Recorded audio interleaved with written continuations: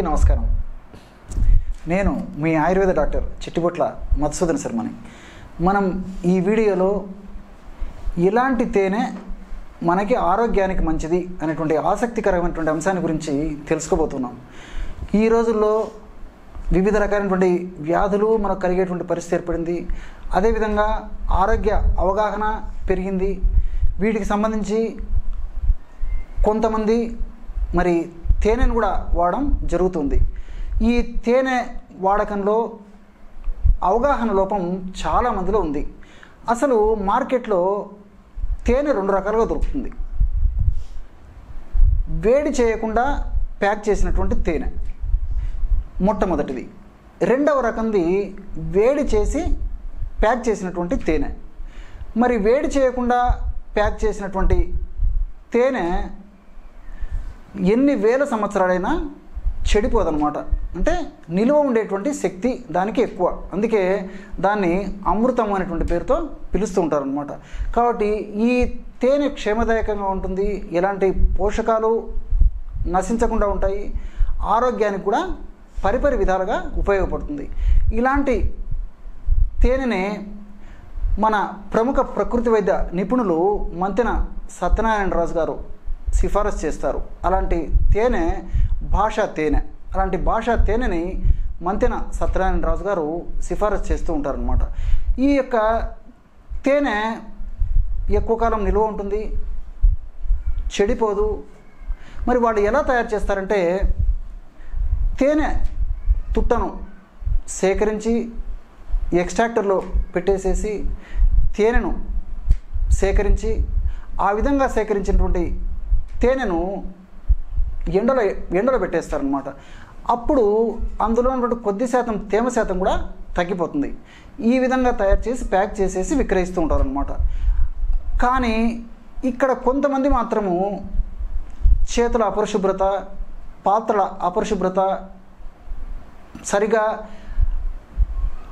Hygienic పాటించినటువంటి వాళ్ళు మాత్రం ఈ అపరిశుభ్రత వల్ల అలాంటి తేనెని అంటే తేనెను చేతితో పిండడం కానీ బట్టలో వేసి పిండడం కానీ ఇలా చేసి సరిగా అది ఎండలో పెట్టి ఆ తేమ శాతం పోకుండా చేయడం, ఇలాంటి వాటి వల్ల తేనె పులిసిపోయి ఎక్కువ కాలం నిలువ ఉండకుండా పోయేటువంటి అవకాశం కూడా ఉంటుంది. కాబట్టి అలాంటి తేనె ఏమాత్రము ఆరోగ్యదాయకం కాదు, క్షేమదాయకం కాదు, వాడడం కూడా అంత సబబు కాదనమాట.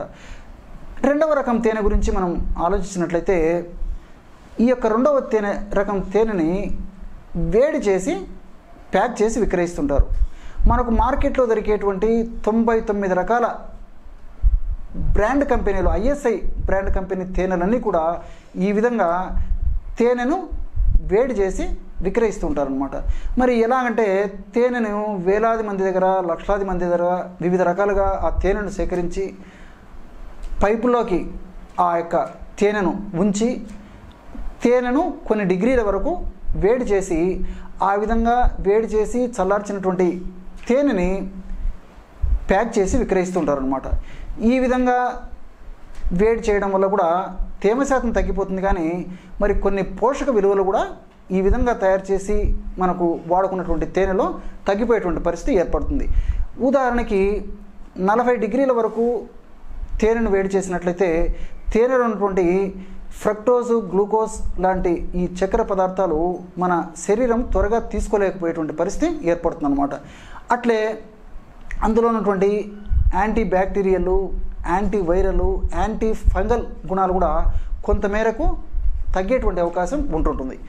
అట్లే తేనెను 50 డిగ్రీలు ఆ రేంజ్లో వేడి చేయడం వల్ల కూడా కొన్ని పోషకాలు, ఔషధ గుణాలు తగ్గిపోయేటువంటి అవకాశం ఉంది.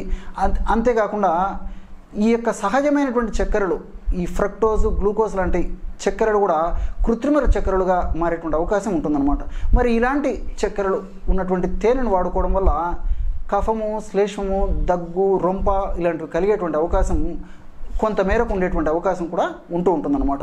మరి పంచదార, చక్కెర ఇలాంటి వాడేటువంటి పరిస్థితి కంటే కూడా ఇది ఎన్నో రకాలుగా మేలైనప్పటికీ కూడా ఇది కూడా ఈ కృత్రిమ చక్కెరలుగా మారేటువంటి అవకాశం ఉంటుంది. కాబట్టి కొంతమేర ఇబ్బంది ఉంటుంది. ఈ పంచదార, బెల్లం వీటితో పోల్చుకుంటే, ఆ యొక్క అనారోగ్యంతో పోల్చుకుంటే ఇది చాలా చాలా తక్కువ అన్నమాట. కాబట్టి దీనివల్ల కూడా ఇలాంటి ఇబ్బంది ఉంటుంది. 50 డిగ్రీల టెంపరేచర్ వరకు మనం వేడి చేసినప్పుడు, మరి 60 డిగ్రీల టెంపరేచర్ వరకు వేడి చేసినప్పుడు ఇందులో ఉన్నటువంటి యాంటీబయాటిక్ గుణాలు, యాంటీ ఫంగల్ గుణాలు, యాంటీ వైరల్ గుణాలు కూడా ఇంకొంత నశించిపోయేటువంటి అవకాశం ఉంటూ ఉంటుంది. ఇంకో కొన్ని రకాలైనటువంటి పోషకాలు కూడా నశిస్తాయి. అట్లే 70 డిగ్రీల వరకు మనం వేడి చేసినట్లయితే ఈ తేనె పాకంలాగా చిక్కగా అయిపోతుంది. అంతేకాకుండా ఇందులో ఉన్నటువంటి కొన్ని ఎంజైమ్స్ నశించిపోతాయి. అట్లే మరింత ఈ యొక్క anti bacterial, anti viral, anti fungal గుణాలు మరింత తగ్గిపోయేటువంటి అవకాశం ఉంటుంది. ఇలాంటి తేనెని మనము గాయాలు, పుళ్ళు, వ్రణాలు ఇలాంటి వాటి మీద మనం అప్లై చేసినప్పుడు కొంతమందిలో మాత్రం ముఖ్యంగా షుగర్ వ్యాధిగ్రస్తుల్లో షుగర్ ఉన్నటువంటి అలాంటి తేనెని చర్మం పీల్చుకోవడం వల్ల కొంతమందిలో షుగర్ పెరిగేందుకు కూడా అవకాశం ఉంటుందన్నమాట. ఏది ఏమైనప్పటికీ మరి మార్కెట్లో దొరికి ఐఎస్ఐ కంపెనీ వాళ్ళు మనకి మార్కెట్లో విక్రయిస్తున్నారు కదా, వీళ్ళు కూడా తప్పని పరిస్థితుల్లో మరి ఆ యొక్క రంగు కోసము, కలర్సు, రుచి కోసము, ఫ్లేవర్సు, నిలువ ఉండేదానికోసము ప్రిజర్వేటివ్స్ ఇలాంటివన్నీ కలుపుతుంటారు. కాబట్టి మరి ఈ యొక్క కలపడం వల్లనే అది ఎక్కువ రోజులు నిలువ ఉండేటువంటి పరిస్థితి ఉంటుంది. కాబట్టి అలాంటి తేనెలో పోషక అంశాలు కూడా కొద్ది మేరకు తగ్గిపోయేటువంటి అవకాశం ఉంటుంది. ఏది ఏమైనప్పటికీ పెద్ద ప్రమాదకరంగా అయితే ఉండదు. కానీ అంటే వేడి చేయకుండా ప్యాక్ చేసినటువంటి తేనె కానీ, వేడి చేసి ప్యాక్ చేసినటువంటి తేనె కానీ రెండు వాడినప్పటికీ ప్రమాదకరమైనటువంటి పరిణామాలు సంభవించవు. కానీ మరి పోషకాంశాలు తగ్గిపోతాయి. అదేవిధంగా ఆరోగ్యరీత్యా కొన్ని రకాలైనటువంటి ఔషధ గుణాలు, రసాయన తత్వాలు కూడా తగ్గిపోయేటువంటి అవకాశం ఉంటుంది. కాబట్టి మరి వేడి చేయకుండా ప్యాక్ చేసినటువంటి తేనెనే వాడుకోవడం మంచిది. అంతేకాకుండా మనం తేనెను వాడుకోవాల్సినటువంటి పరిస్థితి ఎదురైనప్పుడు అంటే కీరా, అదేవిధంగా పాయసము ఇలాంటి ఆహార వంటకాలు తయారు చేసుకునేటప్పుడు కూడా ఆ పదార్థము పొయ్యి మీద నుంచి దించిన తర్వాత తగినంత తేనె వేసుకోవాలన్నమాట. పొయ్యి మీద ఉన్నప్పుడు, వేడిగా ఉన్నప్పుడు కాకుండా పొయ్యి మీద దించిన తర్వాత అలాంటి తేనెను వేసుకోవడం వల్ల ఆ పోషకాంశాలు దెబ్బతినకుండా ఉండేటువంటి అవకాశం ఉంటుంది.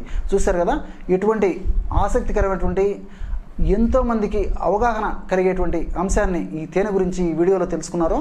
మరొక వీడియోలో మరొక అంశంతో మళ్ళీ కలుద్దాం. అంతవరకు నమస్కారం. మీ చిట్టిబొట్ల.